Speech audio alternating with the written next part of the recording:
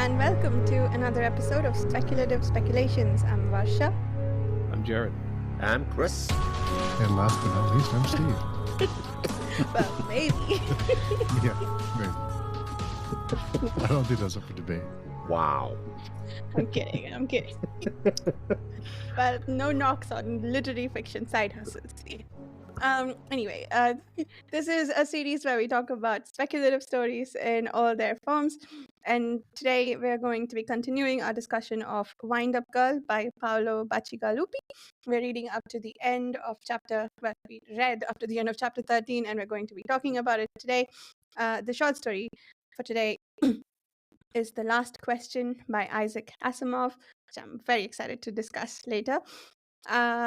With that, chapters 7 to 13 of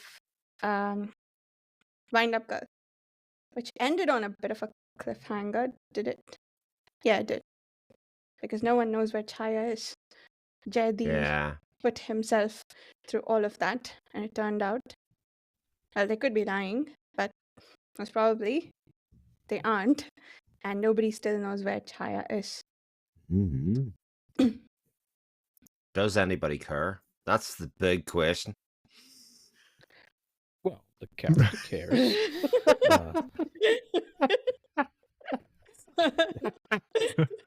JD cares. Yeah, I was gonna say her husband cares, and her children probably do, and the mother. I mean, that was a menacing type of note, that picture he got at the end there. That's kind of like a do what we say or else kind of thing. Yeah. He's not really in control. There is that idea that the worst punishment he could possibly be given is to become a monk. And I thought to myself, I mean, I get it, but also it doesn't sound that bad. The world doesn't sound like it's any good anyway. It's like going to hell. There's no resources. There's no nothing. Make him a monk. He's probably going, yeah, it's fine. I'm glad I'm not the only one this week. Something I'm really confused about is that we're constantly told that resources are scarce, people are starving, we need food. Food is the most valuable commodity, calories, sustenance, and yet we have markets full of food. I think that's what's interesting about this empire, because everywhere else in the world they don't have food, or they're really struggling for it, but the Thai empire or kingdom, I guess, not empire, has figured out how to produce food that doesn't rot as quickly as food everywhere else in the world, and that's what our presumed main character, who was introduced to us at the beginning, is after. The world just feels really small. Like I don't really feel like we keep being told that it's this really dire situation, but I just don't feel it. Like I don't know. I just don't get that feeling of desperation. Except, well, as far as the food goes, those other things that you feel the desperation for. But as far as the food and resources go, I just don't. Like with Miko, I felt that. Like that's something you feel. Like you have that emotional connection with her, and you feel like there's you can grip that, you can hold on to that and feel it. But the rest of it, they keep telling us, but I don't know. Maybe it's just me, but sorry. Yeah, no, I agree with you. I think I agree that we probably don't see a lot of it.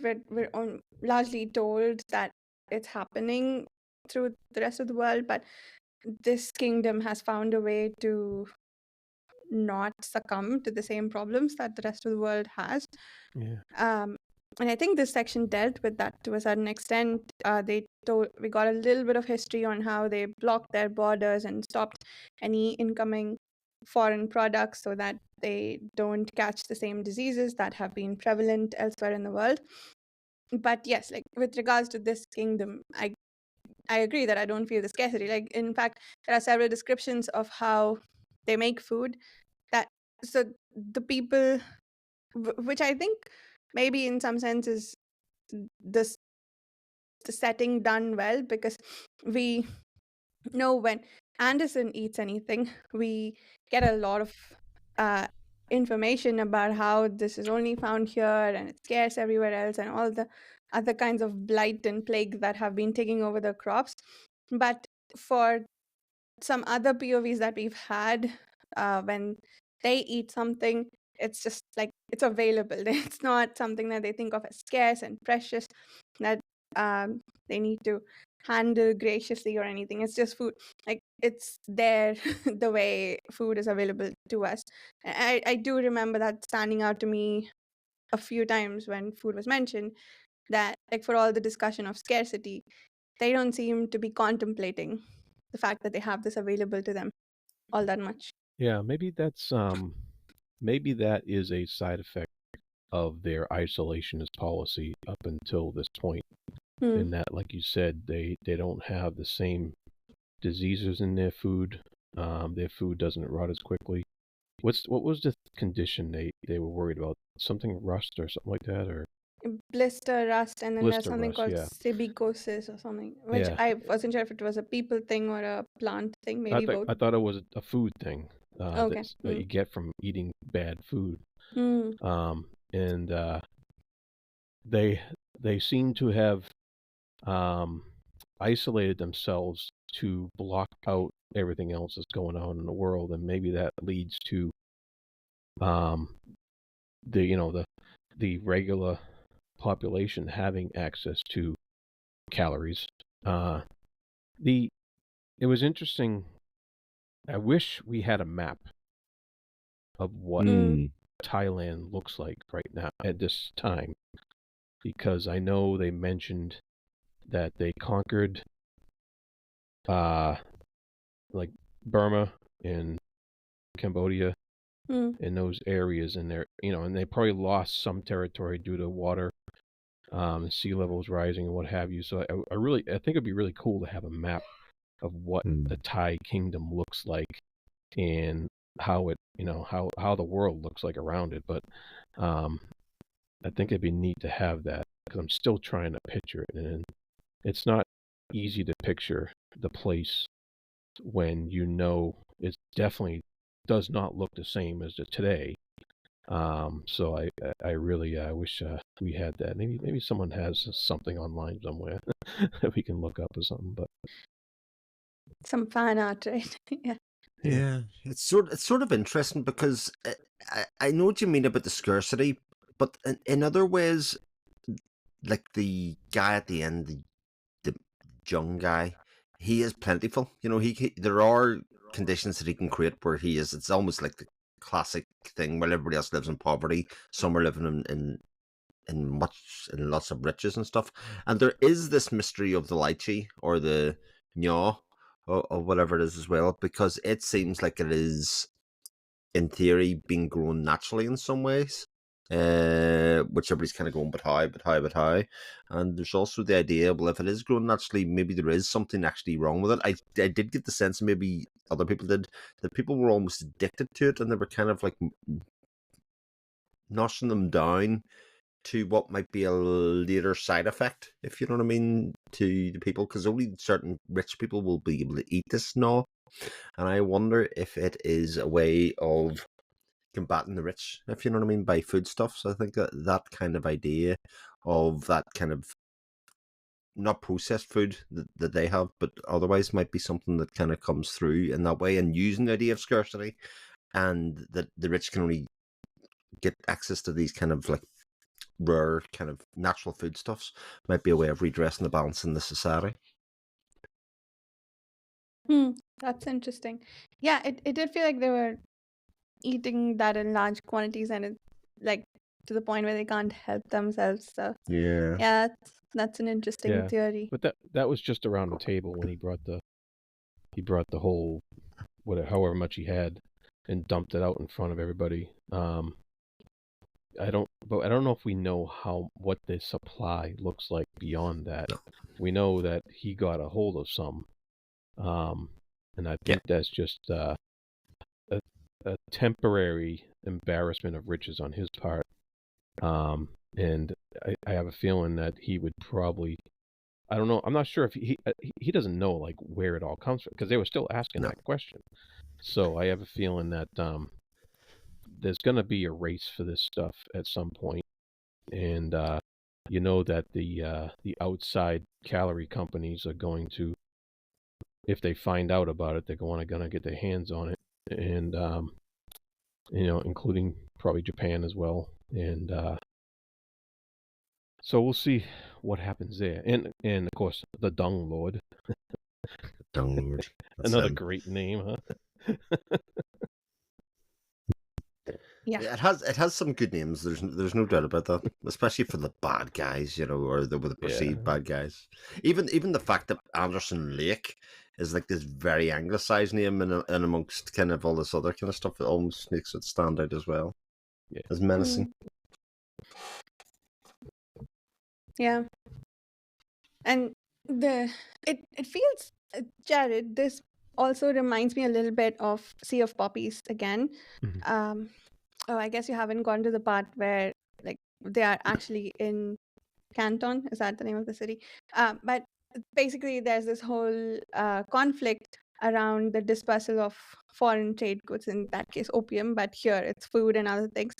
But there are bribery has largely allowed the continued flow of Right. not information, food, like the external goods, but then now there's people cracking down and stopping that from happening, and then so the other parties involved who have been taking bribes are resorting to extremes to continue doing what they always did. So that feels a little inspired by that whole conflict around the opium trade in China as well. I'm not sure if that's the case or if there were other similar conflicts during colonization that may be the authors inspired by. Yeah, well, there's a lot of conflicts. Besides, there were more conflicts than just the opium trade, definitely, throughout history, throughout the colonization period of history, and so that is definitely a feeling that he's going for here with that kind of you get, could you have the locals not all on the same side, going for these resources, and you have outside companies also not all on the same side going for these resources. So there's a lot of players that lead to a lot of conflict and confusion. So it's yeah, it definitely has that feel, and it wouldn't surprise me if the author was influenced by, if not Sea of Poppies, then definitely other, maybe just history itself in that manner. Oh yeah. I meant the Yeah. history, not the book, but Yeah. it felt similar in that regard, like that aspect of the conflict. Yeah. What I really like the I like some of the other kind of pseudo religious references as well that were mentioned in this section, like in the when they're trying this when he's talking about saving the tree under which the Buddha attained enlightenment at the beginning of chapter 7 there, and he mentions that when the scientists failed, they prayed to Fra Sweb. Yeah. I'm butchering the name. Nakasathian, and I looked that up, and it was actually a famous Thai environmentalist from the 60s who inspired a lot of children to take up environmentalism in Thailand at the time. And I was like, oh, wow. So he's treating an actual historical figure as a Buddha-like figure that people are now praying to 400 years later. And I found that absolutely fascinating. Is that the same statue that was in the environment ministry? Like that, there was a mention of a statue that I didn't look up the person for, but is that the same person who had their statue in the environment ministry? I don't know. It was it's a tree that had boreholes in it because the beetles were eating away at it. And It is in the ministry, so if that was in the ministry, then yeah. Okay. Yeah, I guess that one was. Nice. That's pretty cool. There's Yeah. also a lot of mention of Kamma and Dhamma, which I mean I know as Karma and Dharma, but I think it's a Buddhist religion. I guess Hinduism a little bit, but they seem to be followers of Buddhism, which is also interesting. So, Yeah. there was one other reference that like really felt close to home, but I can't recall it now, and I don't have my book with my notes. But one other thing I'm like, oh man, he really noticed how these people live like that. That's something that a lot of Indians do as well, but I can't remember what it was. Yeah, What? and to your point about the Chris, about the local food, there was the guy they brought over to the Grahamite, I guess, that they brought over to taste the food, to taste that fruit that they had. He was the one who was saying food should come from its place of origin and stay there. It shouldn't spend time crisscrossing the globe for the sake of profit. And he said we went down that path once and it brought us to ruin. And so that was like a religious angle that he was putting to the distribution of goods.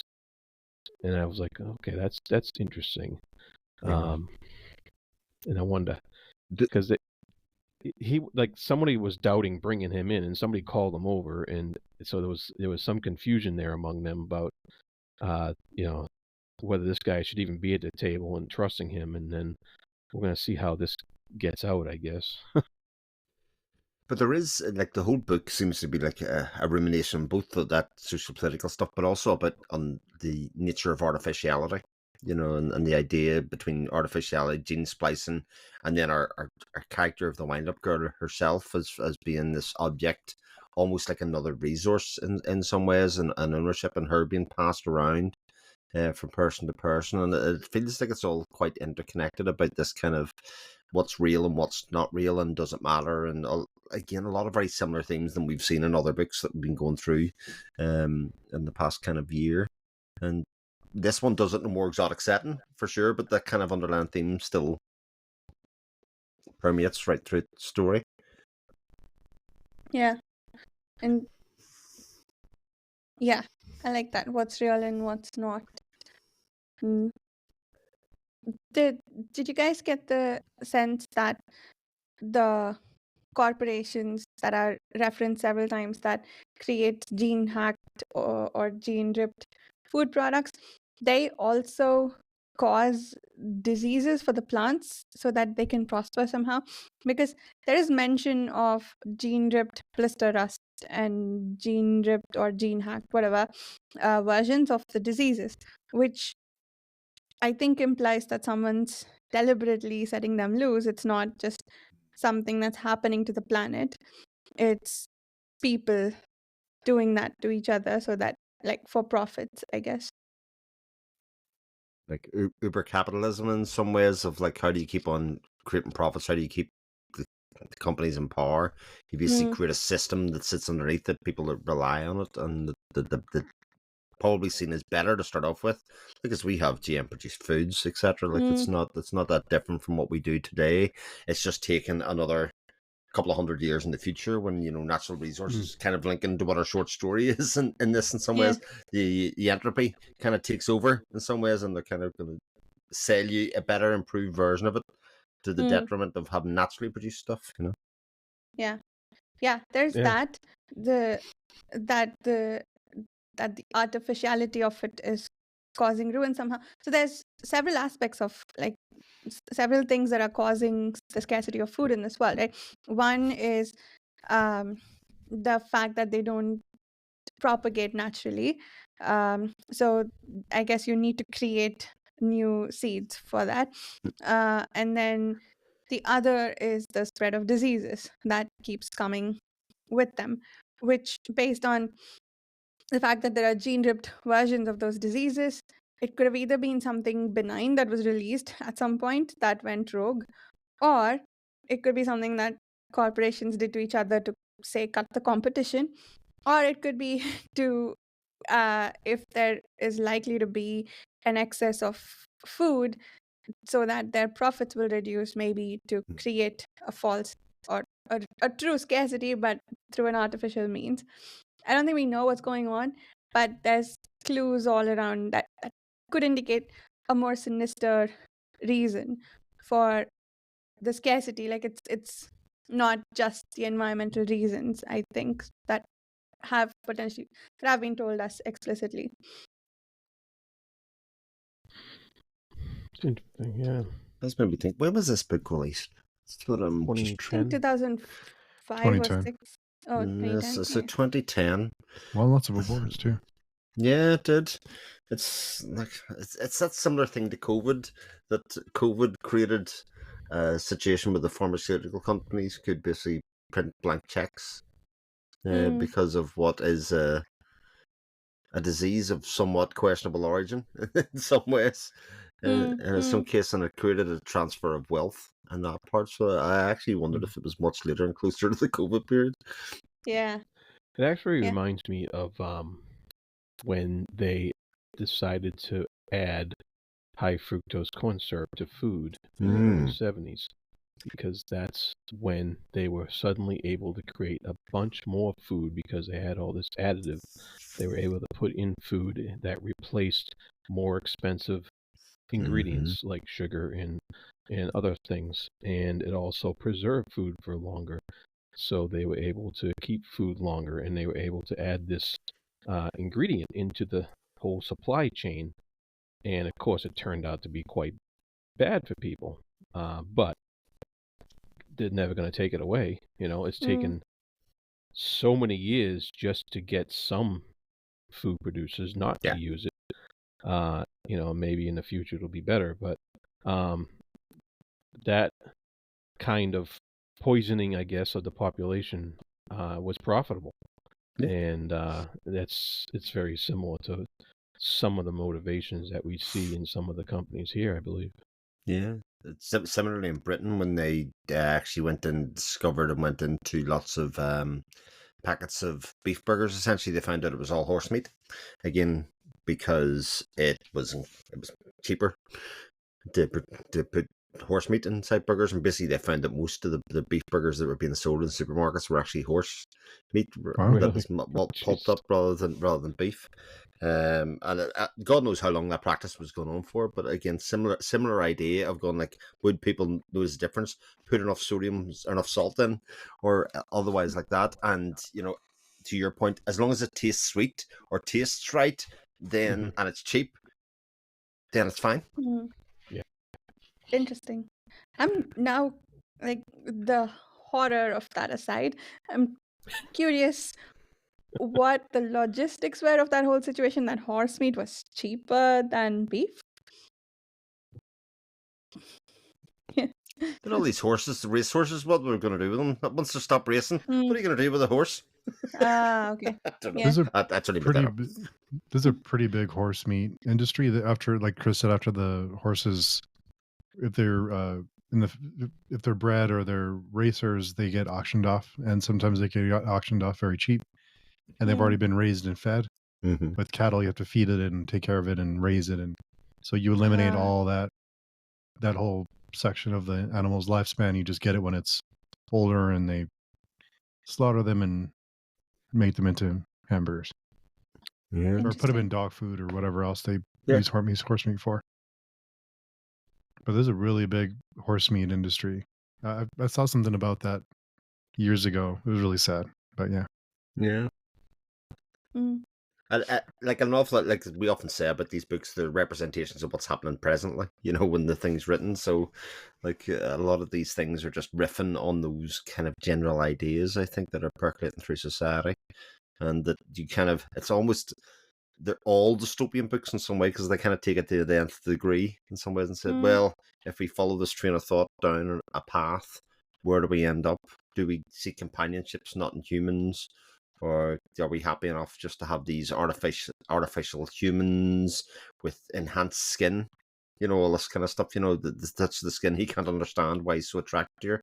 But this kind of we were told in the last section about her skin was altered so that it would be very pleasant to touch and stuff. And it's very right. It's sort of icky and nefarious, but it also is like an extrapolation of kind of capitalist society and how to keep on making money and upselling you something.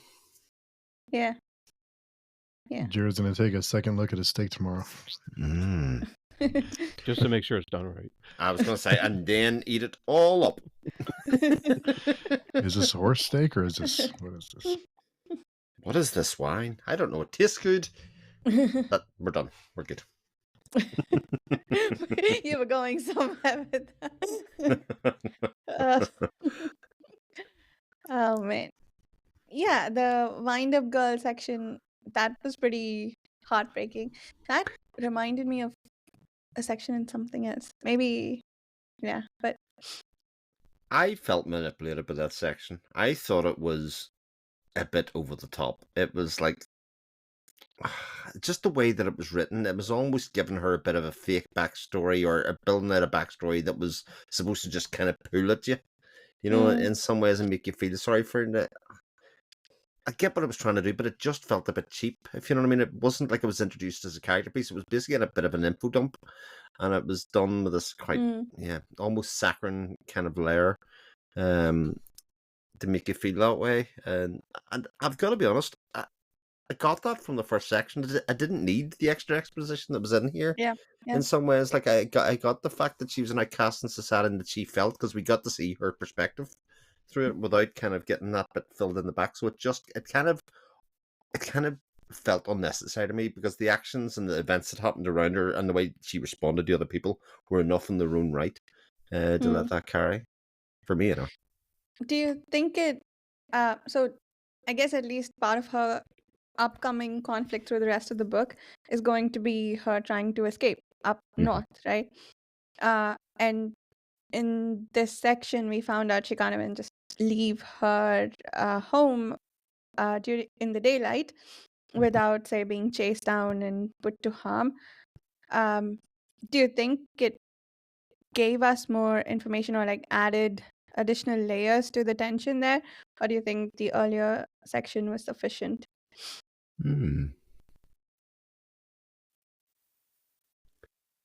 It's interesting because it kind of set up that fact that she just found out the last section. She found out there was this kind of almost like a paradise or place that she could call home and not be a thing anymore. And she goes to get the boat and obviously she can't get that boat. She'll have to travel by land. And it's almost like she has to revert to her normal life to kind of get there, if that makes sense. It wasn't like a clean break from her life or anything. It was just like, right, okay, we're gonna have to exist in this space and need probably people to protect her and do that kind of stuff. And there is that question of whether, it's brought up just bring me back to Raleigh. This is too dangerous. She does question whether it's even going to be worth it to go down this road, be always fear for her life. And then the other stage where she's sort of almost wishing for death as she goes through. Like, if I died here, would it be so bad? Yeah. It did add. I think I agree that it did repeat some stuff from like the whole sexual abuse aspect of it. I think we got enough from the previous section, but fact that she's like exactly what kind of outcast. Like when Hawksang goes around town too, we know from his POV that he's an outcast, but we get a different perspective slightly when he's a man about town. I guess this one sort of served a similar purpose, but I think I do agree that some parts of it maybe weren't strictly necessary to drive home the whole heartbreaking aspect of her existence. Maybe, yeah. What do you think, Jared? Well, this was the really only, because we haven't really got much of her other than the first part we read, and then now this section here. So maybe he had to throw something in there to keep the name of the book in the story, basically, because otherwise, how long do we go before she becomes an integral part of the story? So we need, we had to have some more of her in order to keep her integral with the book as it's going along here. Otherwise you basically just have gang wars and ministry trade wars, which are just another gang if you really look at it. But the and you just have this fight for resources without your title being involved. So I'm hoping that the next section will give us a little more into why she is involved and I hope she's going to play a bigger role in the overarching events, because right now she's just a nuisance for Anderson that he's got to deal with because he feels bad for her, and he's got to, he inadvertently has to deal with her. He could have just given her up and just said, "Hey, get off my carriage" or whatever. But I think he's trying to show give us some empathy for Anderson. That Anderson has a heart, and that's going to involve her in the story. A little clunky, maybe, but I think without it, why is she there? She is the only person in the story I think that we can kind of root for, though. Do you not think that? Like, nobody's really rooting for Hoksang at the moment. He seems to have his own little game going on. Nobody's really rooting. Well, I suppose a little for JD because he's been wronged here. In some ways, his wife's been kidnapped. He seems like a bit of a freedom fighter, more so than anything else, and he's been manipulated because of that. But Emiko is the one I feel like has the journey and the destination. We know where she wants to go, and so it gives the book some sort of propulsion in that way. But you're right, there's no doubt about it. It doesn't link together at the moment in any kind of meaningful way, other than this happenstance meeting with Anderson. Yeah, with JD, he was quite the bully. He was not somebody to root for at first. You feel bad for him now because his wife's been taken hostage. But in the beginning of the book, he was somebody you were rooting against, kind of. For sure. You got his perspective, you got his home life, which helped ease into his character and helped grow some sympathy for him. But and of course now we get the other side. We're on the other side because it's he's in dire straits, and but you got to remember he was also very not diplomatic at all about his aims and his goals, and he was he even called himself. He said, "I'm a bully."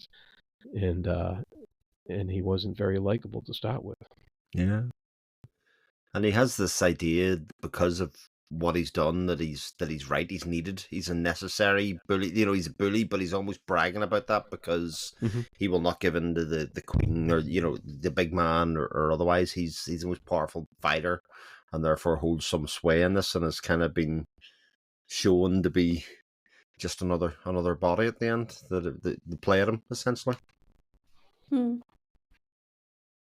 I really liked the section in which he was reflecting on the fact that his sons claim to feel no fear, and he was thinking about how important fear is and all the things that he and I guess his co-workers did in service of said fear.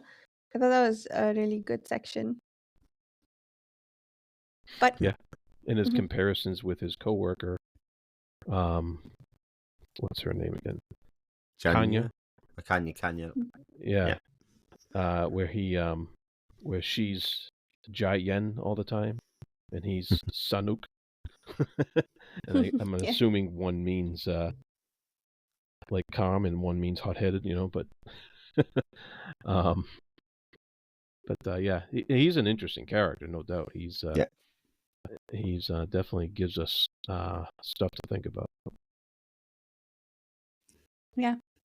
The aspect of his punishment also, I thought was interesting when you brought that up, Chris, about being turned into a monk. I think that's sure, it's kind of a horrible thing to happen to JD because he still needs to figure out where his wife is and he'll be stripped from his family. But in terms of like the punishment given in society, this feels like such a better way to rehabilitate someone who's maybe done something wrong, or who is judged to have done something wrong, than say putting them in jail. Yeah. That seems like a pretty interesting approach to rehabilitation versus punishment. Well, I think it's interesting for him because he seems to know and accept that that's coming, if you know what I mean, even though to the reader it was a bit more of a shock, if you know what I mean, about what was going to happen. But he seems very accepting of it and doesn't seem to be too put out about it, which I think is part of the reason that your sympathies do start to sway towards him a little bit, because he's kind of accepted his fate because he wants to save his wife, or in the hope that he's going to save his wife. Yeah. And he tells his children not to think less of him for what he will do that time, but either right away or when they grow up, I think the children would realize just what he might have given up for them and their mother, maybe. I wondered actually about that, whether that was I don't want to say remnant, but a facet of that society, if you know what I mean, in terms of the males shall not really show any weakness in that way. Interesting. Yeah. I wondered if that was just relating to that, but then I don't think Paolo Bacigalupi is indigenous to that, so that would maybe be something that was researched, but I didn't know. I kind of questioned whether that was just a carryover from, say, Thailand society or otherwise. Yeah, that's an interesting point. There is the fact that he's champion boxer or whatever, Muay Thai fighter. Yeah. And that's probably what his children admire in him. But yeah, it could very well be the I don't want to say patriarchal. I don't think it's quite that, but like men don't cry. That kind of aspect idea of the society. Yeah. The hunter gatherer. Yeah, that's interesting. What about Hawk Seng's meeting with the Dung Lord? Did we already talk about that? Oh, well, we got 10 pages of a spring. I mean, it was physics in a chapter. Like it was it's good stuff. It was okay. So here's what keeps tripping me up. I thought I remembered my physics wrong. They keep talking about converting calories to joules. Are they used in different contexts? Because they're both measures of the same physical quantity. And I think joules are smaller than calories. Like 1 calorie is less than 1 joule. So like it's not even like it's converting to a bigger amount of energy. So what is that about? Well, I took it as they're converting the calories that the megadons are using to make joules in power. Oh, so calories from food, so human, or like animal calorie consumption, animal labor, basically stored energy. Okay, that's how I took sense. it, but I could be wrong. No, that makes sense. Yeah, but essentially what they're creating with these springs is batteries. Isn't that really what all that they're doing with this? They're really storing energy in these things. Yeah. And again, it sort of relates to the Asimov story quite nicely, I think, in some ways. But I was like, okay, this is an interesting scientific facet that again build your society around. It's sort of odd, if that makes sense, because like lithium batteries are one of the biggest limiters of our modern society, so maybe it again riffs off that to a certain degree, but also it's like, okay, we got the super spring, we got a super battery. It's only so sexy, like. But this is a world where electricity is also produced manually, right? It's funny, my husband was just like, I didn't discuss this book with him at all, but the other day he was like, we take electricity for granted. Out of nowhere he starts this topic of conversation. Like, where would we be without electricity? Everything we do. Like, yeah, have you been reading my book? Anyway, I think that's really interesting that pretty much everything we do relies so heavily on electricity. And so this is a world where basically that's missing, or at least it's not produced as easily as we have it. And so like it's sort of exploring all the difficulties around that, and you need a bunch of people to keep things lit up. And you can't like, use candles if you don't have electricity, because that takes energy you don't have. So yeah, I think as a setting, it is pretty fascinating. Yeah. Oh, I do like the setting a lot. I like the world he's built up here in this future. I wouldn't want to live in it, but No, don't want elephants doing a bunch of work for you. he likes a world where elephants are called elephants and not megadonts. yeah.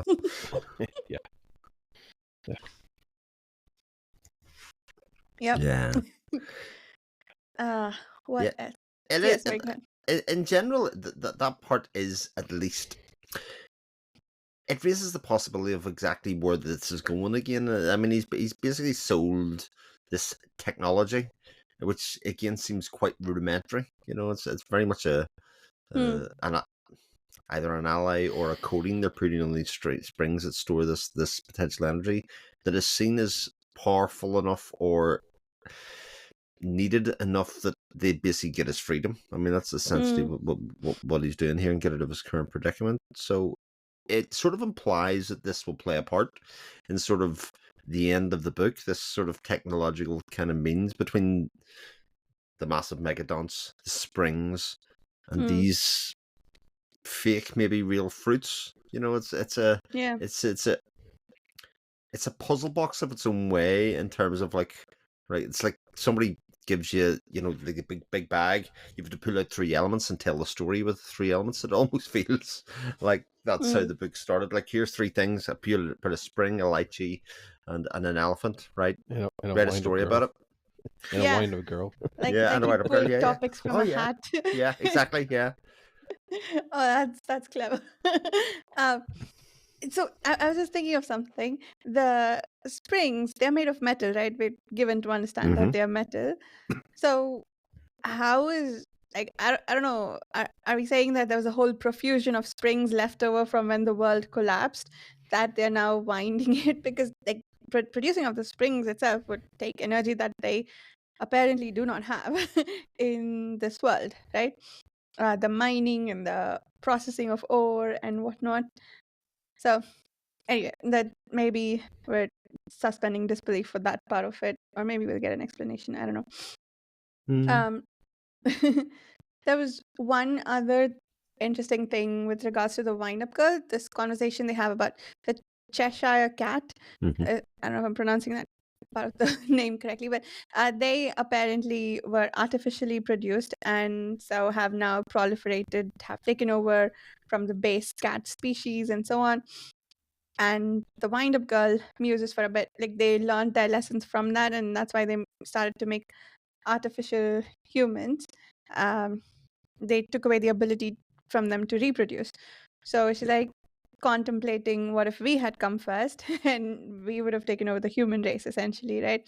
So I thought that was interesting, and I did wonder. So yeah, for her, the trying to escape is the biggest part of it, perhaps. But the name of the book suggests that it's all going to come together probably a different way, because there are so many other things that have nothing to do with her trying to escape, that I wondered if this aspect of like what she mentioned about artificial human beings will play a role in the rest of the book. And especially given the Cheshire Cat is a fictional being as well. The Cheshire Cat's an Alice in Wonderland character. It's not an actual thing. So again, that idea that again it's not really real either. Yeah, that's cool. Yeah. Just like the Nga.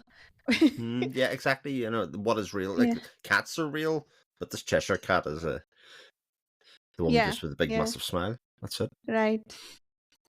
Yeah. on the subject of the lychee lookalike, I was it was cool when they said, "Oh, is this a lychee?" Because like everything about the description so far, I was imagining it Yeah, as. yeah. Nice. But although also that they are not 100% sure, enough time has passed that they are not sure whether the lychee was a real fruit or whether it was a thing Yeah. that was about, or whether that's just a legend or what it is. Like, Yeah. I do like Yeah. that aspect of it quite a bit, where they're kind of like the confusion over again what's real and what's not real. Yes. Yeah, it gives you a sense of history lost with Yeah. these environmental disasters that have come about. How much history was lost, and how much are they just remembering as legend? Yeah. In that sense, it's a bit like the children of time, right? The current humans mining what they call the old empire. Their, I guess, whatever remnants survived their nuclear apocalypse. So yeah, that's pretty cool. Cool. Any other subjects? Steve, anything to add before we move on to the last question? No, I'm good. I don't want to complain. All right, then the last question by Isaac Asimov, which is the second Isaac Asimov story that we're talking on this podcast. We talked about Nightfall. I think it was our second or third episode. And like that one, this was a story I have read before and absolutely loved. So, yeah, this is a good story.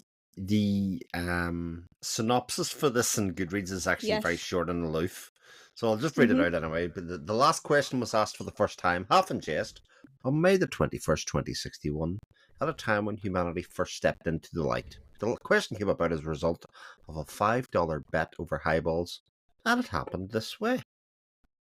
Nice. Very nice. And interestingly, from the forward, I actually did go back and read it. This was Asimov's favorite short story that he wrote as well. So, yeah, the summary I had for it was use the word forever very, very carefully. And also the second summary was let there be light. Well, I would say there's insufficient data for a meaningful synopsis. Very good. Nice. Yes. Yes, indeed. Oh. Where do we even start with this story? I feel like it has everything I love about a sci-fi story. It's hard to find so many elements for me that make a sci-fi story work. Any one of those, I'd probably consider it one of my favorites or something that I'd want to read. But it had everything. It had far future. It had plotting far human history. It had space travel and whatnot, and it had an interesting computer. I feel like it had elements, a lot of elements from several of the SF masterworks we've read so far too. And it has the most important component of all great SF stories. It has a good amount of maths in it. Lots of maths about, the use of resources, how long things will last. And then when they run into the thing that, we're immortal now, actually how the maths of all that changed and the resources getting used up that much quicker. The things that they talked about forever for billions and billions, all of a sudden because of exponential growth, or otherwise became a lot shorter. And again, that element I absolutely adored, because it just kind of went from this element where people are sitting today going, oh, that's a number I can't even conceive of because it's that big. And then fast forward another 1,000 years in the future, and all of a sudden that number's very small, even though, just the way we count and the way that we live, etc., will have changed. I just thought that's so clever. It was almost like this story was like a little blueprint for all science fiction for the next 100 years, because there's so many little elements of it that people then run off with in other directions. Yeah. I love that. I love that you said that, because I think, when there are, like, when I've read science fiction stories that have humanity conquering the galaxy or sometimes the universe, very few of them do it in a way that doesn't feel completely arrogant and sort of hubristic. Like, I mean, I know Cities in Flight is a favorite for me to diss, but that was one of my problems with that, because it shrunk the size of the universe to human size. I think what Asimov did is expand humanity to universe size. Like, they both sort of do a similar thing in that humanity has conquered the universe, but they have approached it in such different ways. This one is inspiring, that one not so much. So yeah, I love what he did with the expansion of humanity, and like it felt appropriate, the timeline in which they did that, and the fact that immortality is contributing to a lot of that expansion, and how. So yeah, I thought that was done brilliantly. So clever. Yeah. I don't know about you, Vasha, but the whole time I was reading this, I was yelling at it, saying, "The answer's 42. What's the Yes, matter with you?" yes, yes. Did did you also get a little, what's the word I'm looking for? Little Douglas Adams humor there, folks. Yeah. I get a little bit of Monty Python is the other thing that I got out of Mm, it from the start of it, when he was going like when about that's forever, that'll be a long time. That kind of, it was almost like Life of Brian was like, what have the Romans ever done for us? And like it's nothing apart from this, and it's like that back and forward of the two people going back to each other. Well, 20 billion years isn't forever. I'm just saying. yeah. You know? Just saying. Like how they just conquered something big, and they're like, no, it's not gonna last forever. Yeah. Yeah. No, on the Douglas Adams subject, it almost stressed me out how quickly the multivac was giving the answer, because we know deep thought took centuries, Right. millennia to come up with its answer. It does raise the question whether, Hitchhikers in part was influenced by that, the fact that insufficient data to answer the question, whether that joke in its own right is a direct response to the last question, because I would get the feeling that sci-fi around that time wasn't, especially this kind of literary sci-fi, was not the expansive thing that maybe we look at it even today. There have been a couple of very influential stories in some ways that people would have then kind of had from their childhood or read and kind of went, right, I'm going to put this in this book as almost a little nod to. That wouldn't surprise me at all. I mean, Asimov was one of the big ones. One of the what was it, the big three or something like that, or him and Clark and somebody else. Heinlein. Heinlein. Those are the ones that everybody knew. Yeah. No everybody matter would have what. read. Yeah. And then you move on to other people after them. But so it's wouldn't surprise me at all if Adams definitely took that concept of the supercomputer and did his own funny twist on it, which he quite did well. The answer is 42. Yeah. What do you think, Steve? I think a lot of the comedies that you all have mentioned, like I'm not a Monty Python fan, so I didn't get the reference. It's just not my type of humor. But it wasn't totally Monty Python. It was just a vibe I got out of it. I had to say. I did like the whole, well, it's not forever. But no, I think the kind of what I took away from, because the last line really kind of gave it a different twist with give you a different perspective on the entire story. But I did like I don't know if because I don't know if it's a accepted scientific theory, but with the Big Bang, I think that's pretty much standard by now. But it was also the Big Shrink, where where the universe is slowly shrinking back into nothing. So it sounds like this may have been ahead of its time a little bit, with the universe expanding and then shrinking, and then I'm assuming creating a whole new universe with another Big Bang. So just that cycle of life and the cycle of repetition, everything's going to repeat. And also humans being immortal, just it sounds good, but when you consider resources and timelines, and do you really want to live forever? And that's really what this will be if you're able to survive, you're going to be in a universe of darkness. There'll be nothing left. There was a story that Michael Fletcher wrote, a short story about a guy floating in space that was kind of waiting to die, that it kind of reminded me of too. So I just love these types of stories, just the repetition of everything, and just everything's going to shrink back, and nothing's forever, I guess, is the takeaway. And just enjoy it while you can, instead of asking all these questions of what's going to happen in a billion years, or how many. Just if you think that way, then you're never going to enjoy the present. So, well, in a billion years. Steve says, "Fuck climate change." There you go. That's our takeaway from.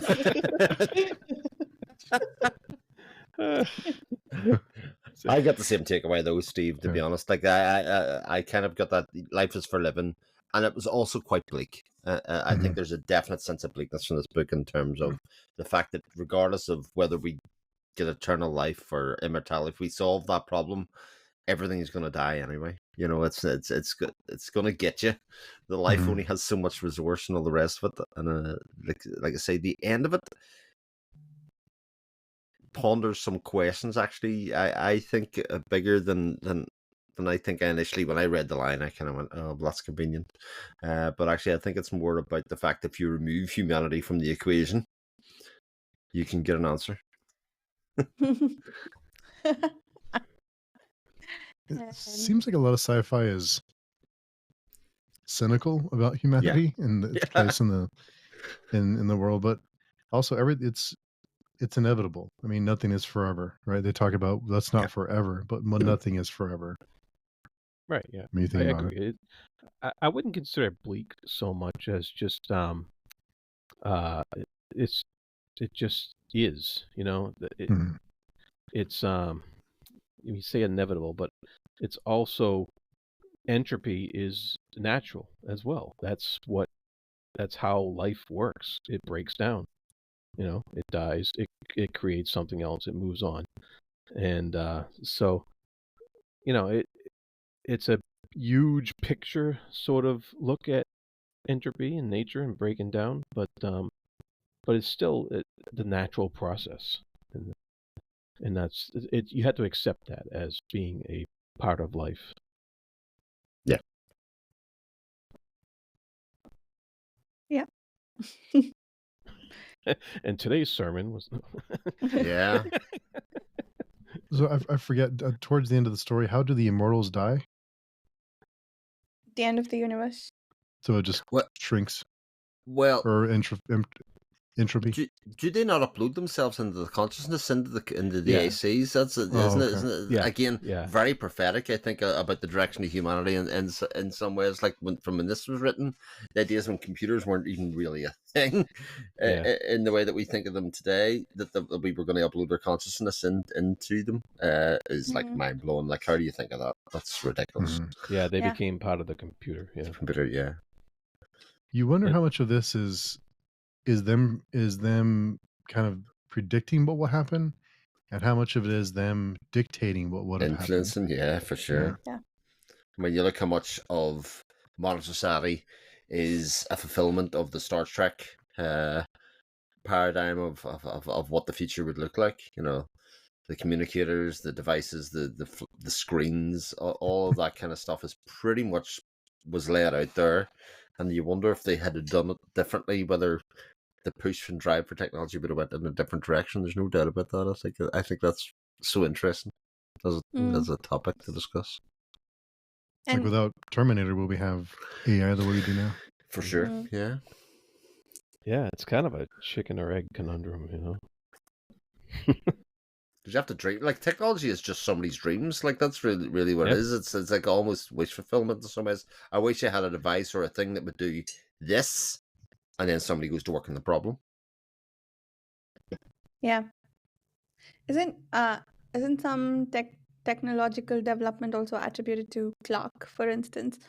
I think there are some sci-fi writers to whom some stuff is attributed, but also Snow Crash gave needs to. metaverse, I think. So Well, Gibson and Neuromancer, the cybernetics and stuff like that. They're very influential books in technology that way. I sometimes love the answer to when people say, they're worried about AI in the future, and they say, "Oh, well, that can't happen because Asimov had his 3 rules," and I was like, "But that was also a story." yeah, yeah. The 3 laws of robotics. 3 laws of robotics. Yeah. When did that become a thing? Like, isn't I haven't seen Terminator. What movie am I thinking of? It was Will who? The not X-Men. Oh, man, why can't I remember movies? Not iRobot. Oh, Yeah. you're thinking I, Robot, Oh. which is an Asimov Yeah. story. Yeah, for sure. Yes. An That AI. was really Yeah. cool movie. Was Terminator before or after that? I haven't watched Terminator's it. long before both of those. Well, Okay. movies, but the books obviously came long before. Okay. Okay. Anything else Yeah. about the last question or the Windup Girl before we wind up Is the last question the best short story you've read so far? in the series? It's I on the think short list Nightfall for is still sure. my favorite, Mhm. but yeah. It's Interesting. up there. From this book, I think the Borges, and it's competing with the Borges short story, Okay. but it's up there. I think Borges might win out because it gave me a lot more to think about. Okay. So No. before we, Okay. oh, I'm sorry, Jared. Go ahead. No, go ahead. No, I was just gonna ask. So that we often, something I've learned from all of you doing this is, or from Jared, about the first sentence, and I'm all extra pay attention to that now because of Jared. Thanks, Jared. Yeah. And also, of course, Sorry. we always talk about the title of the stories and what it may or may not mean. Is there ever really a last question?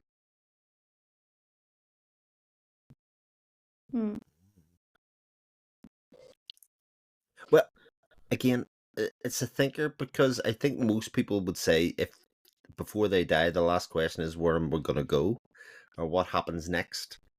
And I think that's kind of the whole thing of the whole way through this book, of they sort of approach that. They are looking to the computer for the answer rather than kind of trying to solve the problem, if you know what I mean. It's like somebody else sort this out for me. I think it's very clever play on kind of themes of the story and people's reliance on technology and all of those kind of things that happen, certainly without the society. Because there's even allusion that, but I didn't bring this up, and I don't kind of want to go backwards, but the fact that memory isn't a thing anymore. People ask the question and then they move on. They don't remember it or think about it. They don't store it away for thinking or pondering about later, because of the prevalence and use of technology and computers existing, etc. And I think all those are very interesting things to ponder on. Another reason that I think the story is quite brilliant in a lot of ways. That's interesting because, you think the last question is what the computer can't have a meaningful answer for yet. But really was the last question long before that, because humans had already stopped inventing stuff. Like you said, they relied on the computer for everything. So when was the actual last question asked? That actually led to a human doing something and creating something. Rather than the computer doing it. I like that. Is it also a reference, do you think? Well, probably not, but it's fun to think of it that way. What came before the Big Bang, right? Like, we like to stop speculation at the Big Bang.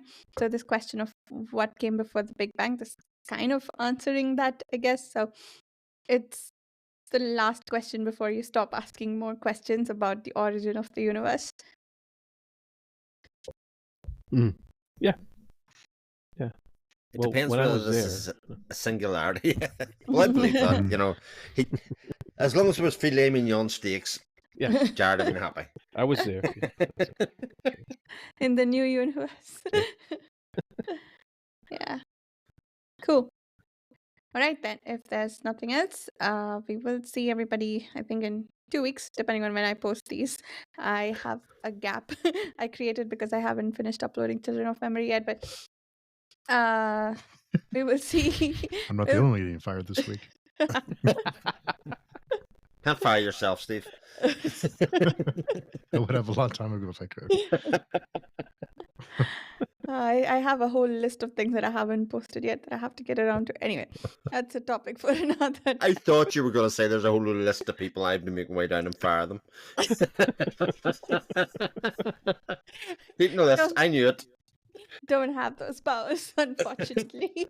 Or fortunately, I'd rather not have that. What was I saying, Chris? Look what you made me do. You're fired. Next week's stories are... Thank you. Next week's story is Strange Rooms. Strange Station by Damon Knight. I'll take over. It's fine. You can fire me afterwards. This could be my final hurrah.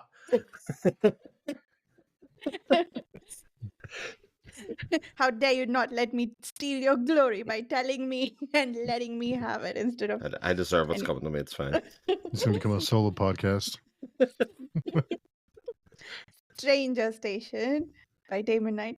And some portion of Windup Girl, I think we agreed on up to chapter 26, but next week is the break, so maybe we read more next week. We'll talk about that, but we'll probably do 2 more episodes on Windup Girl. And yeah, that's it.